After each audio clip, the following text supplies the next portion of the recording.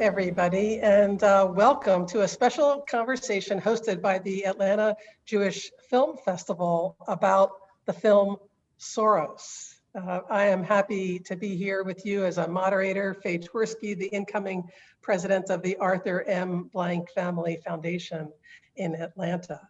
And I am joined here by three superstars in their field, Jesse Dillon, Rashad Robinson, and Ruth Messinger. And I could spend our whole 30 minutes sharing their biographical backgrounds with you. So instead of that, I will just give a brief bio introduction overview to each of them, and then we will open up our conversations. And I encourage you to read more about each of them on your own time. So first is Jesse Dillon, who is the producer of the film. Jesse made the film. He is the founder and CEO of Wondros, a global creative agency and production company that tells the stories of innovative organizations and individuals. Dillon has directed feature films, documentaries, music videos, and advertisements, and has worked with diverse institutions on storytelling campaigns, from the National Institutes of Health and Harvard Medical School to the Clinton Global Initiative, Sundance, and the Getty. Rashad Robinson is the president of the Color of Change, a leading racial justice organization building power for Black communities. Color of Change uses innovative strategies to bring about systems change in the industries that affect Black people's lives, industries like Silicon Valley, Wall Street, Hollywood, and all levels of government. Color of Change plays pivotal roles in addressing the corrosive force of white nationalism, mass incarceration, police violence, financial exploitation, and more. Ruth Messinger is the global ambassador of American Jewish World Service, an international human rights and development organization, which she ran for 18 years. Ruth currently does social justice organizing work with the Jewish Theological Seminary and other organizations to advance work in the areas of human rights, voting rights, race equity, immigration, and the environment. Welcome to all three of you. I'd like to start the conversation with you, Jesse, since you made the film. And one of the things that really struck me in watching this extraordinary film was that it was as much about George Soros, the man and the philanthropist, as it was about the issues that he cares so deeply about human rights, helping people be free from persecution, living in open societies. And I'm wondering if you started off intending to make a story, a film about both him and as much about the issues, or it evolved that way over time.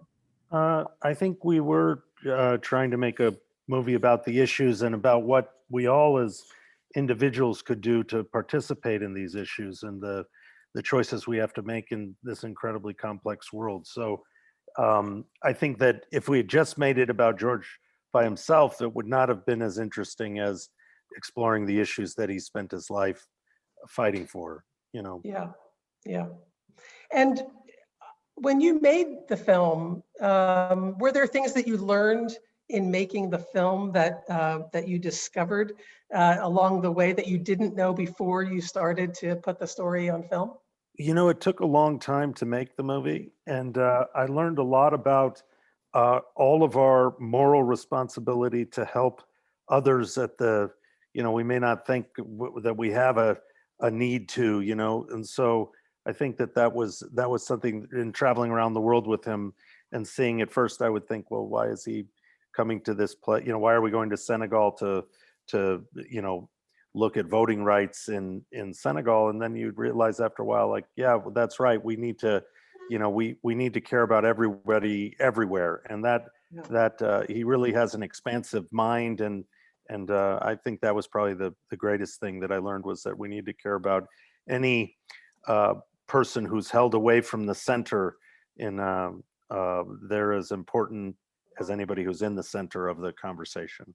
Yeah, I really appreciate that comment. And that also struck me about the film, was how George really centered people in community in his work. And that's pretty rare. You know, I've been around philanthropy a long time. It's pretty rare in philanthropy that you see foundations or philanthropists really paying so much attention to listening to community, to listening to community leaders and having their views and perspectives drive decisions and actions. And Rashad, I'd be curious, as a person who really leads, you are a leader on the front lines of change, what you thought about that philosophy that George has and that was really showcased in the film as really listening to community, and what your experience has been with philanthropy and foundations, whether they do that, how you experience that as a nonprofit leader.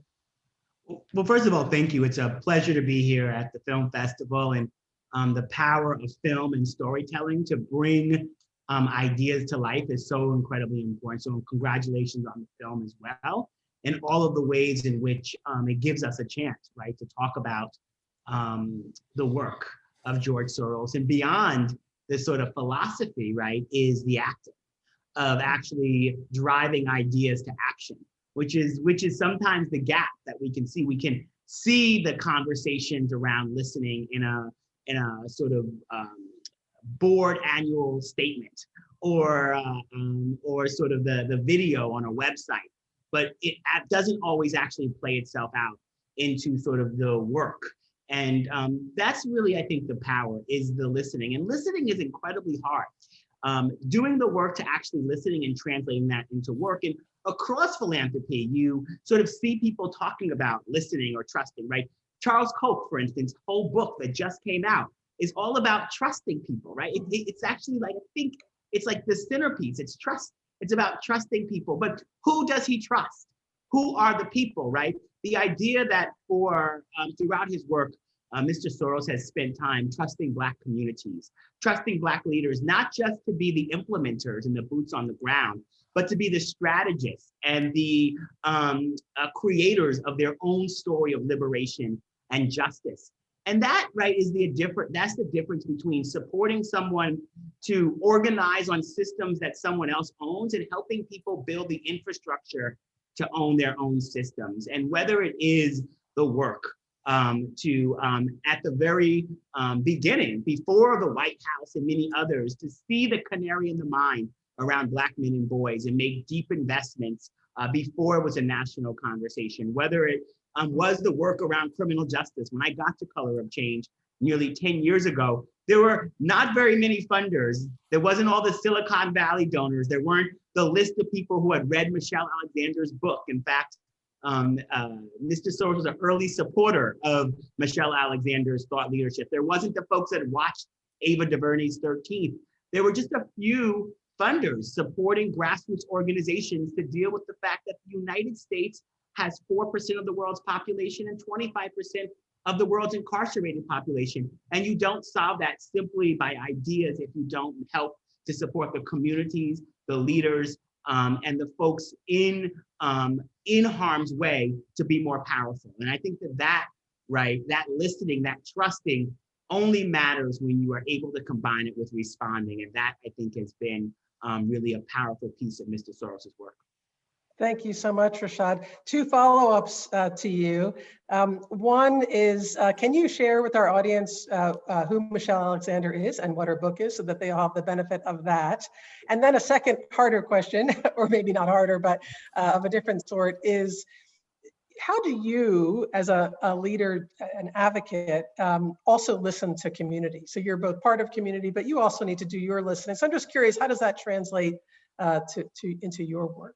That same philosophy. Two great questions. So Michelle Alexander wrote a book called The New Jim Crow, which really helped to, through data, through storytelling, through policy analysis, really tell the story of how we got to our mass incarceration crisis, right? That it wasn't a car accident, but it was manufactured through a set of choices and incentive structures that still plague us today. And that unless we undo those incentive structures, we actually can't undo mass incarceration. And at the heart of it was a whole set of sort of racist ideas and frameworks, really looking at mass incarceration as, you know, the next phase of Jim Crow. And Michelle Alexander is a lawyer, author, thought leader. And then, you know, in terms of what we do at Color of Change and how I think about listening, right? Color of Change has had over 7.2 million people take action with us just in the last 8 months alone, right? And what that means for us is that we have to provide people avenues for strategic action. And you can't do that if you're not both listening to what is hurting people the most, and you're not then translating that their aspiration for a better tomorrow towards the most strategic action. So you'll never see a campaign from Color of Change that says, tells Mitch McConnell to stand up for affirmative action, because you know that no matter how many people sign that petition, we won't be able to actually get him to stand up for affirmative action. But what you will see, right, is campaigns in the height of what was happening this summer, right, where so many Americans raised their voices, where racial justice became a majoritarian issue because of the work of so many leaders over the last several decades, and the combination of multiracial coalitions with funders and advocates and policymakers, but all really rooted in how do we then translate it? So we were translating that energy to hold prosecutors accountable, to push energy at Hollywood in terms of the representation that has led us to people believing that violent crime is right around the corner when violent crime has gone down, even though Pew Research says that Americans believe violent crime is going up. And so part of how we listen is both sort of being able to effectively help people respond to the issues that they care about and using data to both listen and respond, but also making sure that every single day we are asking people to do things that are a good use of their time. And that, right, is the key to good organizing.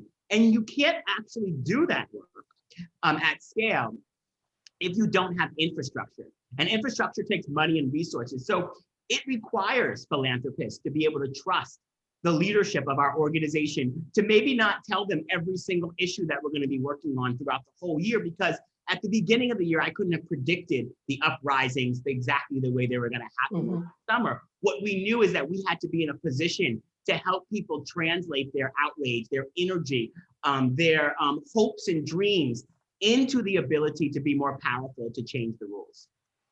Thank you so much, Rashad. I'm going to move to you, Ruth, with shifting the conversation a bit, because one of the themes in the film about George Soros was the way that he has been vilified with anti-Semitic tropes, from everything from, controlling the world, controlling wealth, a Nazi collaborator, on and on, that has been, that was raised up in very visceral ways in the film. And yet it seemed also that Soros was inspired by his Jewish culture and background, raised as a Hungarian a Jew during the Holocaust, and really took a lot of inspiration and focused on tikkun olam, to heal and repair the world. So it was a double-edged experience for him. And as somebody who has led a Jewish organization, American Jewish World Service, for so many years, I'm sure that you have reflections to offer about what it means to be a Jewish organization leader, addressing issues of human rights and facing some of those challenges, but also opportunities. I wonder if you could offer us some of your reflections on that aspect of George Soros's work, inspiration, and life. Sure, but first of all, I want to thank you, Faye, and thank the Atlanta Jewish Film Festival, and thank Jesse for really an amazing movie about, I think, a thought leader as well as philanthropist of our time, who's become controversial for reasons that my shorthand would be he's become controversial because he's effective.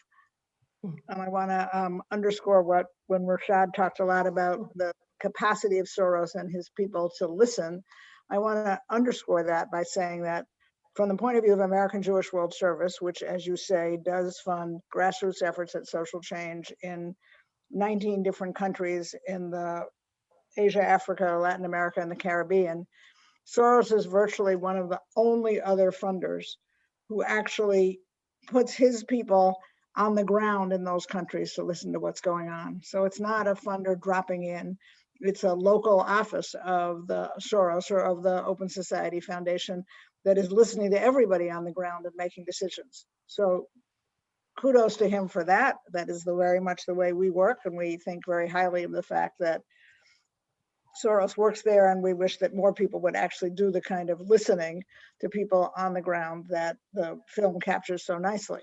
You're asking about the anti-Semitic aspect of it, and I guess I want to say, without appearing to minimize it at all, Soros is attacked because he's effective. Because the decision to work on human rights instead of just service, or to work on social change instead of just amelioration, and to work on what people on the ground really want you to do, that makes you effective. When you become effective, the people who don't agree with you, unfortunately, in the polarized world that we have today, leap to the attack. And that then is, okay, what's a way to attack George Soros? Attack him as a Jew. Attack him as being anti-Semitic. We spend a lot of time at American Jewish World Service doing the work we do so that people know that American Jewish World Service and the people who represent us are representing a commitment to justice, not just to service, but to justice and social change. And I think when you go down that road, you run the risk of being attacked, and not looking for any problems here, but we operated at, for us, a very powerful level, giving away tens of millions of dollars a year to grassroots groups. But Soros operates at a larger social change level because he has the dollar resources to do it. And so he becomes the target of attacks. And an easy and cheap way to go after him is to attack him as a Jew, which is ugly and divisive and just creates new problems in the world. But I think that the film, thank you, Jesse, really did a nice job of emphasizing the viciousness and the divisive nature of those attacks without taking away from telling Soros the story. Thank you, Ruth. And did you experience any of those kinds of attacks when you were out in the field doing the work that you were doing in terms of anti-Semitic attacks? So what I'm trying to say, with great love for AJWS, is that we attracted somewhat fewer of those attacks because we work at a very grassroots level. I see. And I guess let me add to that, the countries in which we work, this is a very broad generalization, but the countries in which we work in Africa, Asia, Latin America are not the countries that are already besieged by some of these divisions along faith lines in the way that Hungary, for example, is. Yeah. We've done collaborative work with Open Society Foundation in several countries where I think they're not being particularly attacked, because those are places where the people on the ground, or at least some of the people on the ground, are interested in social change. And actually they're affirmatively interested in discovering who else in the world is interested in social change. And I've had grantees of mine come to foundations in New York, and this is really a true story, and say, no, you can give us, if you want to support us, you can support us through American Jewish World Service. They fund us. And had New Yorkers say, excuse me, why would Jews be funding social change land reform in Peru? And then the Peruvian activist said to this board in New York, haven't you ever heard of Tikkun Olam? And with due respect, nobody on this board had ever heard of Tikkun Olam. So I'm just saying, it's it does polarize. Sadly, in some places, it polarizes around the Jewish issue. I like to say that every place that we work, the people on the ground come to see Jews as a people fiercely committed to social justice, which is the way in which I want us to be seen. Yeah, thank you. Thanks for that answer. Yeah. Jesse, did you want to jump in here? Well, I just wanted to say, I think a lot of places need an enemy, and so George is a good enemy. He's a good target. And I think that the other question that's buried in, and you wonder why places need an enemy.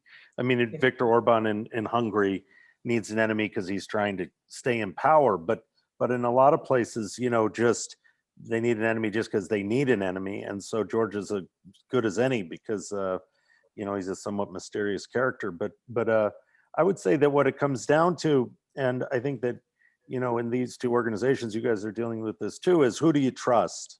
And so I think that George, the way George answered that question is he would go to these places and still does go to these places and meet people and look across the table from them and find a person that he believes in and then make a bet that that person's going to be able to do something. But I think if the kind of change that we're all after was easy, it would already be accomplished. So I think it does come down to a level of trust. Can you find people and then invest in them to make the changes? Because you can't change anything from being in office in some other place. You have to do it on the ground, and you have to do it with people who grew up there, because they know what it should be. And a lot of times what they're looking for is not necessarily the things that you would think from someplace else, and that's why you want to invest in them. So right. They know what kind of change they need, and they very often know the best way to go about it. And so funders who listen to them are more effective. And what I was trying to say before is the more effective you are, the more likely you are to be attacked. And as it relates, because a couple of years ago we started getting our first sort of attacks for being grant recipients of the Open Society Foundation that were sort of deeply anti-Semitic, right? In that we were somehow controlled by George Soros. The other thing that I sort of thought about as it relates to who you trust, who you uplift, is the sort of fear behind it, because it wasn't just anti-Semitic, right? It was also anti-Black, because it's anti-Semitic in this idea that the conspiracies around the Jewish community, but anti-Black in that Black activists don't have our own vision for how we want to drive things, and that getting support in that effort means that we somehow it infantilizes, right, our strategic sort of might and vision for a better tomorrow. And even reading about some of the attacks on SNCC organizers in the 60s and others for their sort of connection and relationships to Jewish leaders and Jewish activists, you have seen the history of these anti-Semitic attacks on freedom fighters, not just being sort of rooted in the conspiracy around the Jewish communities, but also deeply connected in ways to dehumanize and degrade the very people who are being supported and sort of taking away their own agency and intelligence. I really appreciate that comment, Rashad. Thank you for chiming in on that. I think that's really true. We see it throughout history in that way, sort of the double critique and power taking. I want to come back though to the question around effectiveness, because Ruth, you were talking about that Soros and Open Society is a particularly effective philanthropist foundation, and that's why they get attacked. But George, in the film, there were several times where he talked about not being as effective as he wished he could be, or not as successful in these areas. Because as Jesse, you said, and we know to be true, when you work on really tough problems, it's hard to make the change that you aspire to and envision and plan for.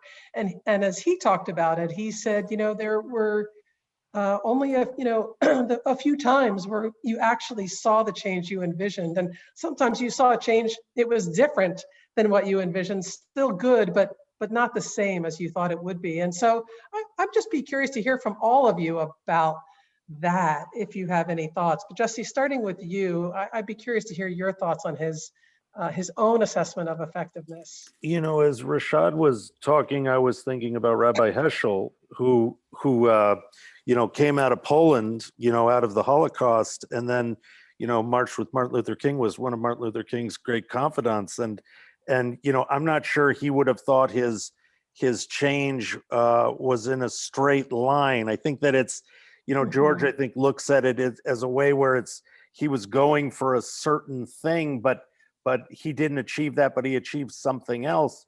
And I think that is true of philanthropy, and it's true of all of our lives, is that we contribute to things in a way and we push it forward, and it doesn't necessarily get to where we want it to go, but it's the most important aspect of it is that we participated in it and did what we could.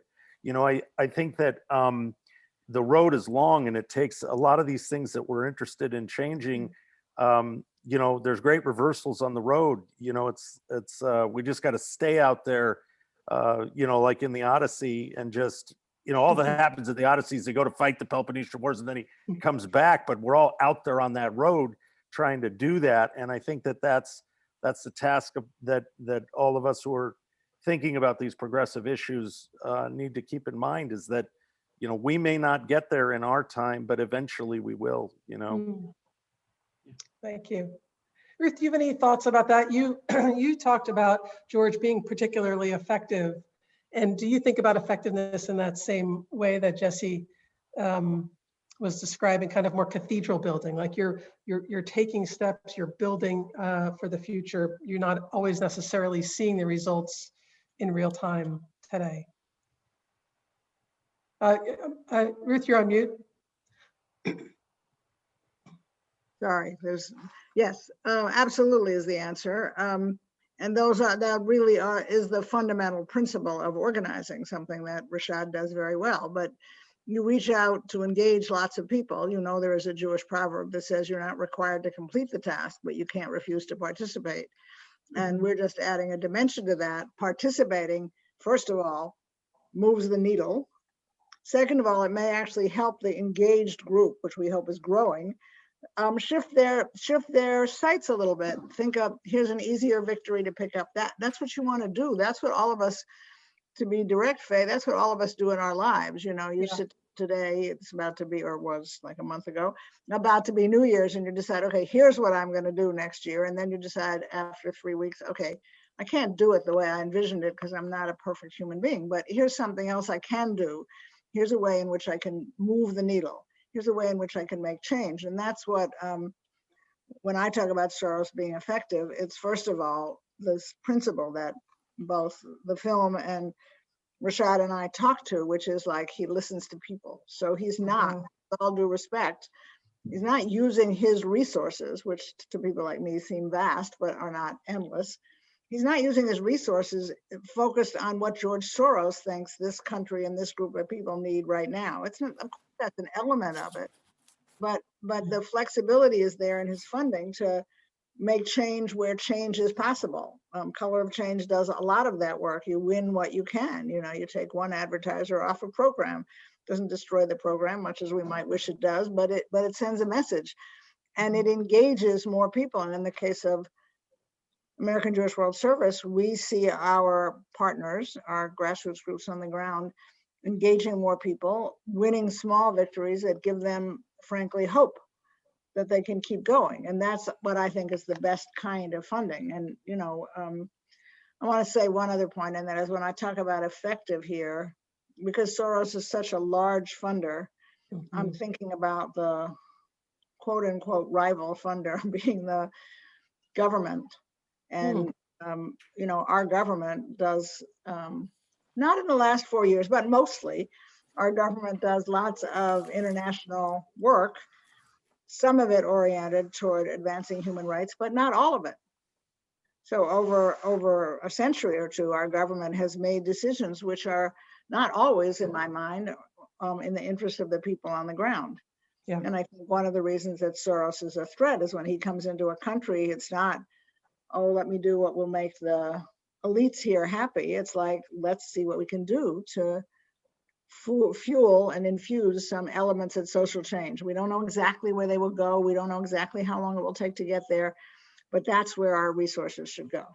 Yeah, it's interesting because as more funders like Soros do try to do that work in countries, they're getting kicked out of countries too. So more restrictions on funding in those countries when you are, seen as a rabble rouser, trying to take on the big powers that be there. So that's just an interesting trend, counter trend.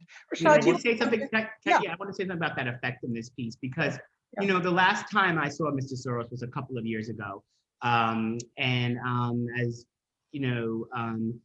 talking with him about the progressive prosecutor movement. It was in the early phases. He was one of the early funders of helping communities elect new prosecutors as a way to sort of shape what we were doing around the criminal justice system, and with prosecutors being the most powerful actors. So like thinking very strategically, helping communities, right, be the ambassadors. If we could elect people that were accountable to us, we could make demands about safety and justice that could be shaped. And I remember we were sitting around for lunch with a couple of other folks that were involved in this work, and then some of his staff, and he was so excited about the wins, right? You know, George Soros' cousin is not dealing with criminal justice the way my cousins are. George Soros's children are not dealing with the justice system the ways in which my nieces and nephews could potentially deal with it, right? But his questions, his excitement about the victories that we were having, the power we were building, wanting to know about the challenges, wanting to see if we were thinking about the sort of limitations, how far we could take this before we had to shift strategies. But, you know, as I was talking about what it meant, right, to put new people in office, where we have this thing at Color of Change when we talk about decision makers who are not nervous about disappointing us, and we have to make them nervous about disappointing us, and we can make them, you know, worried we can actually make real change, right? Beyond the research, beyond the legal work, beyond all the other work that's important. When decision makers either want to do something for you or are afraid of you, you have more leverage to make things happen. And his excitement and interest in questions is, I think, just another reminder of what it meant for him to like both invest in people and institutions and then step back and then, but really be revel in a change that wasn't going to like make him any richer, wasn't going to necessarily make him any safer, but was going to make the world better. And this idea of an open society, right? And the idea of what an open society can provide to people who have been targeted and attacked and exploited because of their race or their gender or who they love or their gender identity or their class or so many other things, and finding ways to invest in those communities to make them more powerful is actually how we make democracy work. And this idea of making societies more open is fundamental to making democracy where people can be heard and counted and visible, you know, regardless of whether they're privileged or vulnerable, in the majority or the minority, or in favor or out of favor with whoever may be in power. Thank you, Rashad.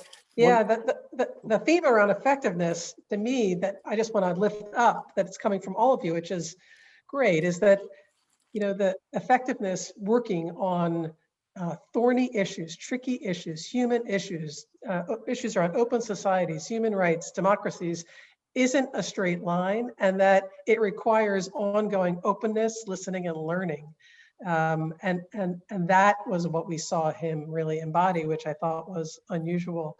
Jesse, you wanted to get in here. I just wanted to say, you know, one of the things, and it's a subtle thing, which I think Ruth's foundation, you guys may both do, is that one of the obsessions with foundations, because I've worked for a lot of foundations, is they get so focused around measurement. And a lot of the things that we want in social change, they don't really have measurement. And that's one thing that I found very, very unusual about George, is that it's like, you know, Rashad could come in and explain something that he wanted to do, and it wouldn't necessarily have a thing where he said, well, this many people became prosecutors, or this, you know, it didn't have the measurement number. It was just the right thing to do.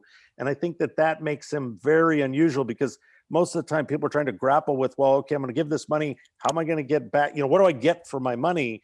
And a lot of times with the kinds of things we're all interested in, you're not going to be rewarded in you know, with a concrete thing. It's not like investing in the stock market. It's like you're investing in people, you're building capacity. You know, I think that's an unusual aspect about George, is that he invests in things that he thinks are right. Yeah, well, as a person with a background in measurement, I will just say that I think actually there's great breakthroughs in measuring systems change and social change, but it's not about counting widgets. Jesse, I think you're really right about that. I think we have to get away from that kind of simplicity, but trying to really understand what would progress look like, what would progress not look like, and how do we have feedback systems, including listening, but also other feedback systems to help make us all smarter about decisions Well, So Ruth, just how as- do you, I'd be interested in knowing how Ruth thinks about it because she's trolling in the I same think water. a piece of the answer there goes back to what I was saying is like when you're making a grant, and many of our grants are like $15,000, $30,000. One of the questions for the grant is how will you, the partner organization, and we, the funder, how will we know whether we're successful? Because there are lots of things that they can Yeah. measure. It's just not always the most obvious. It's not, there's not a dollar return on investment, but actually getting a case into the Kenyan court and challenging who owns the land that's a huge victory. In that case, we won. And land belongs to the people who farm it increasingly around the world. But those cases are hard to win and they take time. And Yeah. many of the participants would say, how we'll know we're successful in the first year of your grant is, for example, if we can get more people willing to actually sue the government, who aren't so terrified that they refuse to sue. If we can get more people who are making this argument and willing to come testify, that's a huge thing. If we take the issue, we're actually worked with some people that Faye knows on the issue of child marriage in India. If you can educate more fathers as to the human rights of their daughters, that's a radical change. It does not always mean that individual girl will not be in an arranged marriage, which is very sad. But if you get fathers thinking about how they are actually abusing their daughters with this quote unquote ingrained cultural system, if I come in and say, don't do it, there's no point in that. Yeah. More and more people, so on the one organization that we funded for years that has helped change the entire face and stop participation in female genital cutting in parts of Africa. I mean, they will tell you, here's what we count. We got 4 more villages where people were willing to sign a declaration.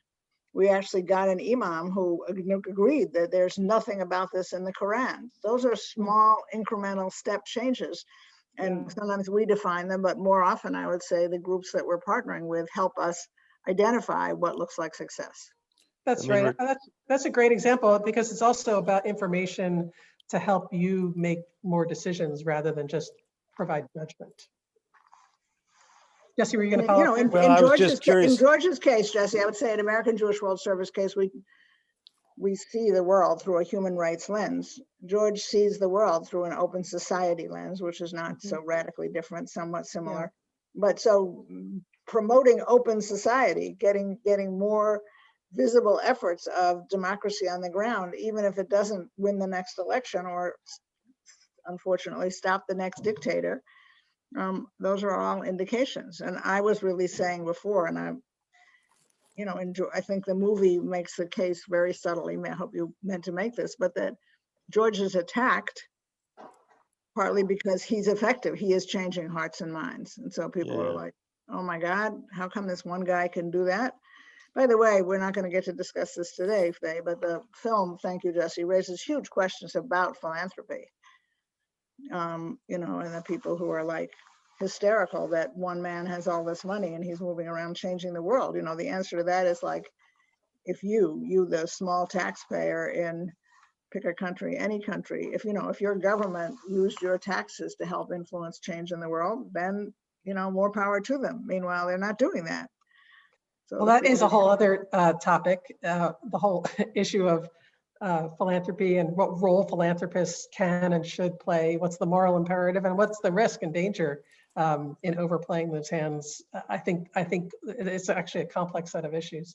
Jesse, did you want to jump in there? No, I was just interested how Rashad thinks about, because he's going after the grants a lot of times, like how he thinks about it in terms of, how he has to position his proposals in order to conform to a set of ideas or not, Well, I mean, in some ways, right, I hope that we get to a phase, right? I think there's a quote by Dr. King that is incredible about, and I'm going to paraphrase, about ensuring that the philanthropist never forgets the reason why we have philanthropy in the first place and deal with the conditions at hand, to sort of paraphrase King and to the Atlanta Jewish Film Festival. I do think that it's important that we're constantly wrestling with and interrogating, what power dynamics and race dynamics and resource dynamics in all of these conversations. And while we absolutely need to celebrate and I think uplift folks that have made the choices that Mr. Soros has made to be early on in places like South Africa as a philanthropist, supporting student leaders, supporting Black students in this country being connected. The early work around criminal justice and so much of the work that his foundation has done around the world around LGBTQ rights and other issues. We also can't lose sight of the systems that have created and manufactured inequality and continue to interrogate those things. And many of the organizations that Mr. Soros funds through the Open Society Foundation are absolutely facing down issues of concentrated wealth, issues of fair taxation, issues that do, if these organizations win, will decrease the level of sort of generational transfer of wealth that is rooted in inequality. And powering, which I think has been really powerful for me, powering racial justice, right? Mm-hmm. Which, if you think about this summer, right? And if you think about, many of us thought that the best we could do was uplift investigative journalism or clap outside of our windows. It was racial justice that powered people into the streets, powered people to raise their voices, powered the uptick in voter registration.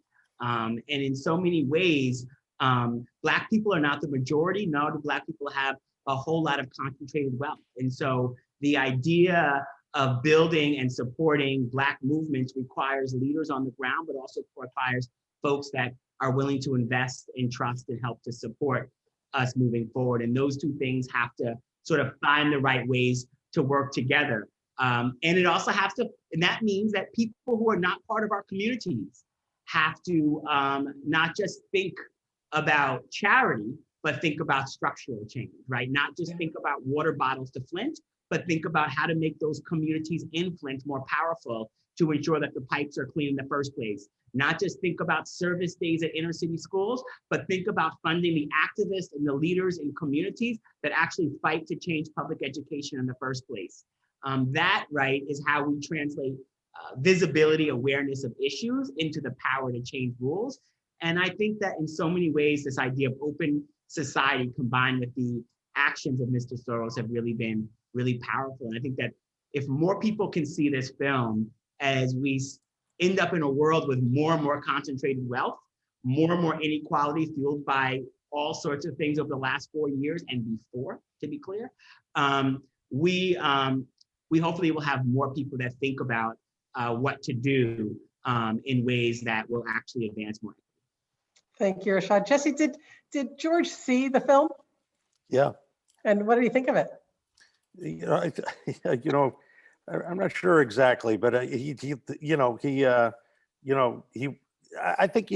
he appreciated it. I think it's always hard to watch something about yourself. Mm-hmm. But I think he appreciated it. He's glad that it's out there. I'm glad it's out there because, George deserves, he never really put himself, I think this is one of the reasons he is so vilified is he never really stuck his name on anything. So I think that, I don't really understand the sort of hatred of him, a person who's just trying to fund people getting a fair shake. So I think in some small way, maybe it'll address that problem. There's a lot of people who still hate him, but I hope a lot of people see it and give him a fair, you can look at what he did and then try and identify what they, my hope is that people watch it and say, well, geez, I can do something. What should I do? Jesse, I was obviously he said what he believes, or he said what he chose to say, but I was struck that he pushed away the questioning about do his Jewish values inform his giving, or does the ways in which he made his money enforce him in giving more? I mean, I'll take his word for it that as he wants to be seen, the answer is no. But in my mind, make a huge amount of money and you know that you made some of it on the backs of other people, the instinct of giving a large part of it away to affect human rights is a very good instinct, and I'd love to hear people own that. You know, Thank you. it's also the tradition of Hungarian Jews that there aren't that many of them around anymore because, Mm. you know, it's sort of a tough spot to be during the Holocaust. So I think he learned things that were very formative then about generosity and what we should what all of us should do. So I think that it ties to a longer tradition that maybe we don't see as clearly anymore because Hungary was a very special place before the war, before we destroyed it. And so you don't see it in very many places. So I think George sort of ties to that tradition. Yeah, Right. that tradition, and also he spoke very eloquently about his father and the influence that his father had on him. Yeah. And we know how important family is. Yeah.